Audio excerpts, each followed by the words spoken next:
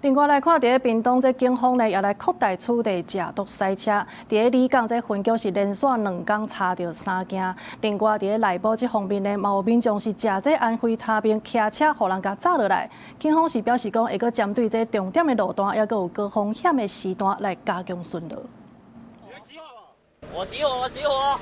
熄火啊！你想熄火？落車！你落車！你落車！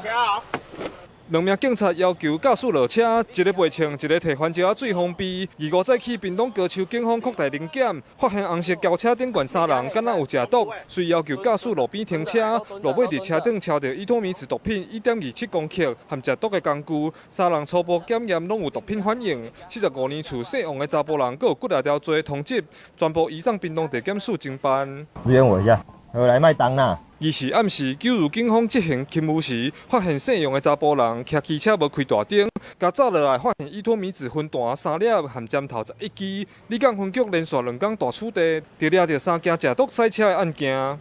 警方呼籲依托米字現已列為2級毒品持有施用均會面臨嚴重刑責，亦會降低駕駛人專注力、判斷力及反應能力。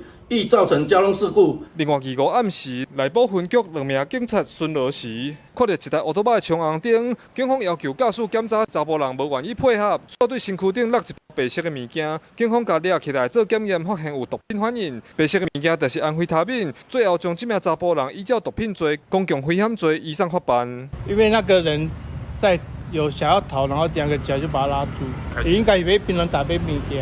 全案依《道路交通管理處罰條例》舉發毒駕外，並依違反毒品危害防治條例及刑法公共危險罪移送屏東地檢署偵辦。內部分局表示，自2時加強處理開始，目前已經抓到10件毒駕，會閣針對重點路段和高風險時段規劃路檢巡邏，防止毒駕事件發生。